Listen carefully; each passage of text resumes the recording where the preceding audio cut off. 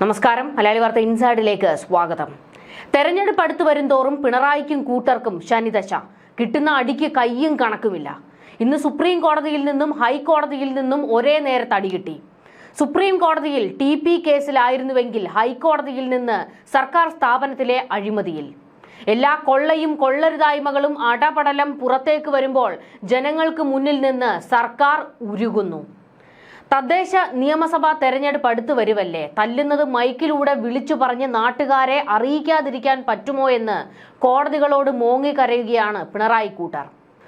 Supreme കോടതിയിൽ പിണറായിയെ അടിച്ചിടുകയായിരുന്നു KK Rama. കൊടികെട്ടിയ വക്കീലന്മാരെ ഇറക്കിയിട്ടും ഏറ്റില്ല.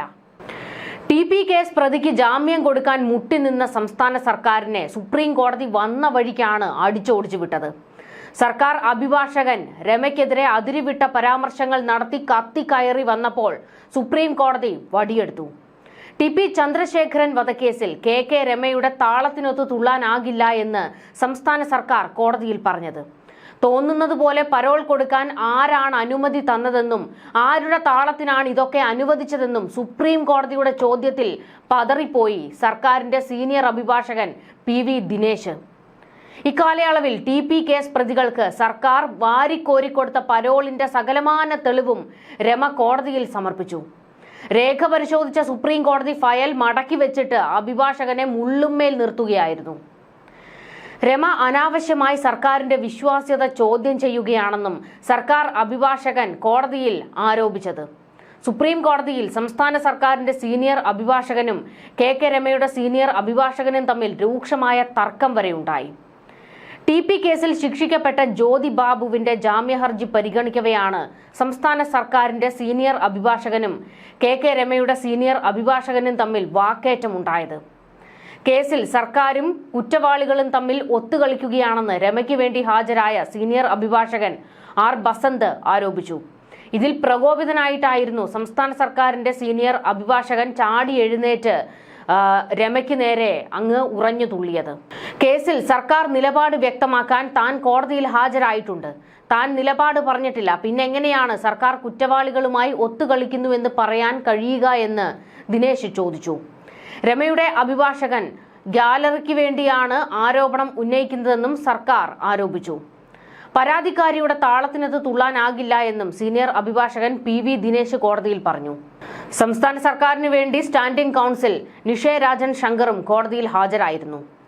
KK രമയ്ക്ക് വേണ്ടി സീനിയർ അഭിഭാഷകൻ R ബസന്ത്, അഭിഭാഷകൻ A കാർത്തിക് എന്നിവരായിരുന്നു ഹാജരായത്. രമയുടെ വക്കീലിന്റെ വായിൽ നിന്ന് നല്ല ഒന്നാന്തരം അടികളായിരുന്നു സർക്കാരിന് കിട്ടിയത്. സർക്കാരിന്റെ അഭിഭാഷകൻ അവസാനം ഇറങ്ങി ഓടുകയായിരുന്നു കോടതി കൂടി പൊരിച്ചതോടെ. ഒത്തുകളിക്കുന്നു എന്ന വാദത്തെ ജ്യോതി ബാബുവിന് വേണ്ടി ഹാജരായ സീനിയർ അഭിഭാഷകൻ നാഗമുത്തു എതിർത്തു. ജാമ്യഹർജിയിൽ ഇന്ന് തീരുമാനം എടുക്കാനാകില്ല എന്ന് തുടർന്ന് സുപ്രീം കോടതി അങ്ങ് വ്യക്തമാക്കി. ഇത് കൊലപാതക കേസാണെന്നും കേസിന്റെ മെറിറ്റ് അറിയാതെ ജാമ്യം അനുവദിക്കാനാകില്ല എന്നും സുപ്രീം കോടതി ചൂണ്ടിക്കാട്ടിയത്. ജസ്റ്റിസുമാരായ സഞ്ജീവ് കരോളും SC ശർമ്മയും അടങ്ങുന്ന ബെഞ്ചാണ് നിലപാട് വ്യക്തമാക്കിയത്. വിചാരണ കോടതിയിലുള്ള കേസിന്റെ രേഖകൾ ഹാജരാക്കാൻ സുപ്രീം കോടതി നേരത്തെ നിർദ്ദേശിച്ചിരുന്നു. അത് ഇതുവരെയും ഹാജരാക്കിയിട്ടില്ല. ജ്യോതി ബാബുവിനും ഈ രേഖകൾ ഹാജരാക്കാവുന്നതേ ഉള്ളൂവെന്നും കോടതി വ്യക്തമാക്കി. ഇവ എത്തിയ ശേഷം മാത്രമേ കേസ് ഇനി പരിഗണിക്കൂവെന്നും കോടതി പറഞ്ഞു. ഹൈക്കോടതി വിധിച്ച ശിക്ഷയ്ക്കെതിരെ വാഴപ്പടച്ചി റഫീഖ് നൽകിയ അപ്പീലിനൊപ്പമാകും ഇനി ജാമ്യഹർജി പരിഗണിക്കുക. 2 ജാമ്യഹർജികളായിരുന്നു കോടതിക്ക് മുന്നിലേക്ക് എത്തിയത്. ഇതൊരു ജാമ്യഹർജിയാണെങ്കിലും കൊലപാതക കേസായതിനാൽ കേസ് സംബന്ധിച്ച രേഖകൾ പരിശോധിക്കാതെ ജാമ്യം നൽകാനാകില്ല എന്ന് കോടതി കട്ടായം പറഞ്ഞതോടെ സംസ്ഥാന സർക്കാരിന്റെ അഭിഭാഷകൻ അടിയേറ്റിരിക്കുകയായിരുന്നു. കേസിൽ ഉടൻ രേഖകൾ ഹാജരാക്കാനും സുപ്രീം കോടതി അന്ത്യശാസനം കൊടുത്തിട്ടുണ്ട്. TP വധക്കേസിൽ ഹൈക്കോടതി ശിക്ഷിച്ച ജ്യോതി ബാബുവിന് ഇടയ്ക്കിടെ ജാമ്യം അനുവദിക്കുന്നതിനെ എതിർത്ത് KK രമ സത്യവാങ്മൂലം ഫയൽ ചെയ്തിരുന്നു. കഴിഞ്ഞ 12 വർഷത്തിനിടയിൽ കേസിൽ ശിക്ഷിക്കപ്പെട്ട 3 പേർക്ക് 1000 ദിവസത്തിലധികം പരോൾ അനുവദിച്ചിട്ടുണ്ട്. 6 പേർക്ക് 500 ദിവസത്തിലധികം പരോൾ അനുവദിച്ചു. കേസിലെ 8ാം പ്രതിയായ KC രാമചന്ദ്രൻ 1081 ദിവസം പരോളിൽ കഴിഞ്ഞുവെന്നും രമ ചൂണ്ടിക്കാട്ടിയിരുന്നു. 6ാം പ്രതി സിജിത്ത് 1078 ദിവസവും 2ാം പ്രതി മനോജ് 1068 ദിവസവും 4ാം പ്രതി TK രജീഷ് 940 ദിവസവും പരോളിൽ പുറത്തു വിലസിയവരാണ്.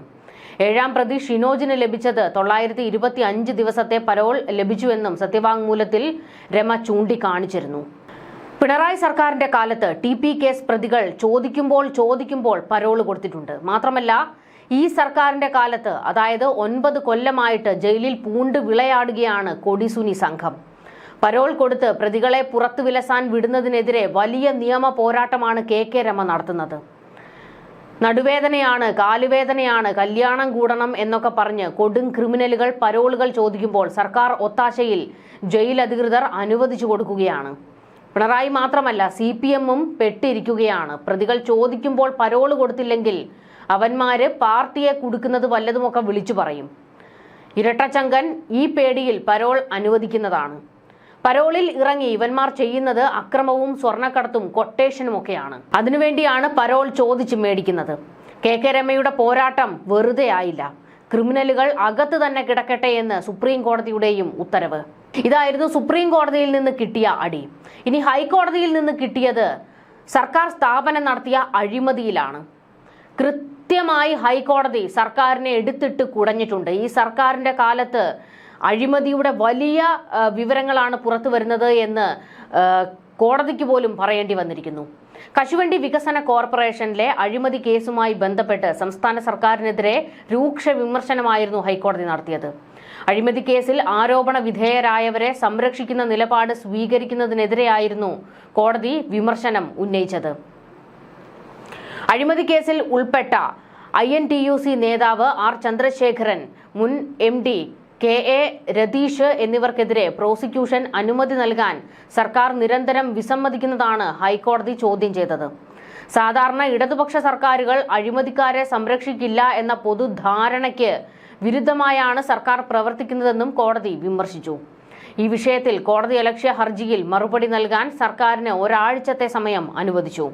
സാധാരണ നിലയിൽ ഇടതുപക്ഷ സർക്കാർ അധികാരത്തിൽ വരുമ്പോൾ അവർ അഴിമതിക്കാരെ സംരക്ഷിക്കില്ല എന്നതാണ് ഒരു പൊതുധാരണയെന്നും, പക്ഷേ ഇപ്പോൾ ആ ധാരണയ്ക്ക് വ്യത്യസ്തമായ ഒരു അനുഭവം ഉണ്ടായിരിക്കുകയാണെന്നും കോടതി പറഞ്ഞു.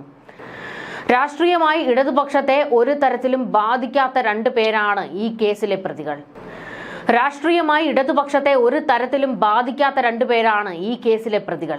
INTUC സംസ്ഥാന അധ്യക്ഷനും അതുപോലെ തന്നെ കശുവണ്ടി വികസന കോർപ്പറേഷന്റെ മുൻ MD-യും. ഇവർക്കെതിരെ CBI നേരത്തെ കുറ്റപത്രം സമർപ്പിച്ചുവെങ്കിലും പ്രതികൾക്കെതിരെ അഴിമതി നിരോധന നിയമം ചുമത്തണമെങ്കിൽ സർക്കാരിന്റെ പ്രോസിക്യൂഷൻ അനുമതി ആവശ്യമാണ്. പക്ഷേ സർക്കാർ പ്രോസിക്യൂഷൻ അനുമതി നൽകിയിരുന്നില്ല. നേരത്തെ അനുമതി നിഷേധിക്കുകയും ചെയ്തു. ഇതിനെതിരെ ഈ കേസിലെ പരാതിക്കാരനായ കടകംപള്ളി മനോജ് ഹൈക്കോടതിയിൽ എത്തി. ഹൈക്കോടതി ഇത് പുനഃപരിശോധിക്കാൻ ആവശ്യപ്പെട്ടു. ഇതിന്റെ അടിസ്ഥാനത്തിൽ പുനഃപരിശോധനയിലേക്ക് പോയി. പിന്നീട് സർക്കാർ ഇതിനെതിരെ സുപ്രീം കോടതിയിൽ പോയി. സുപ്രീം കോടതിയിൽ നിന്ന് സർക്കാരിന് തിരിച്ചടി കിട്ടി. വീണ്ടും വിഷയം ഹൈക്കോടതിയിലെത്തി. ഹൈക്കോടതിയിൽ വന്നപ്പോഴും ഇത് പുനഃപരിശോധിക്കാമെന്ന് സർക്കാർ ഉറപ്പു നൽകി. എന്നാൽ അതിനുശേഷം സർക്കാർ ചെയ്തത് കോടതിയുടെ നിർദ്ദേശപ്രകാരം വീണ്ടും ഒരു ഉത്തരവിറക്കി. ആ ഉത്തരവിലും ഈ പ്രോസിക്യൂഷൻ അനുമതി നൽകാൻ കഴിയില്ല എന്നതായിരുന്നു സർക്കാരിന്റെ നിലപാട്. ഇതെന്തുകൊണ്ടാണ് എന്ന് കോടതി ചോദിച്ചു. സർക്കാർ അഴിമതിക്ക് കൂട്ടുനിന്ന് കൊടുക്കുകയാണോ എന്നുള്ള ചോദ്യമായിരുന്നു ഹൈക്കോടതിയിൽ നിന്ന് ഉയർന്നത്.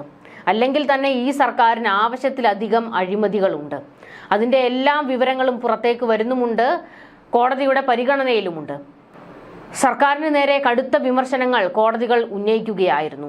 വരാനിരിക്കുന്ന തെരഞ്ഞെടുപ്പിൽ ഇതെല്ലാം സർക്കാരിനെ ബാധിക്കുന്ന വിഷയവുമാണ്. തെരഞ്ഞെടുപ്പുകൾ കഴിയുന്നതുവരെ ഒരു തരത്തിലും ഒരു വിവാദങ്ങളിലേക്കും തട്ടിപ്പിലും അഴിമതിയിലേക്കും ചെന്ന് പെട്ടുപോകരുത് എന്ന് CPM എന്ന പാർട്ടി നേതാക്കൾക്കും എല്ലാം മുന്നറിയിപ്പ് കൊടുത്തുകൊണ്ടേയിരിക്കുകയാണ്. എന്നാൽ അതിന്റെ വിപരീതമാണ് സംഭവിച്ചുകൊണ്ടിരിക്കുന്നത്. എന്തായാലും സർക്കാരിന് നല്ല അടിയാണ് ഇപ്പോൾ കിട്ടിക്കൊണ്ടിരിക്കുന്നത്. ന്യൂസ് ഡെസ്ക്, മലയാളി വാർത്ത ഇൻസൈഡ്.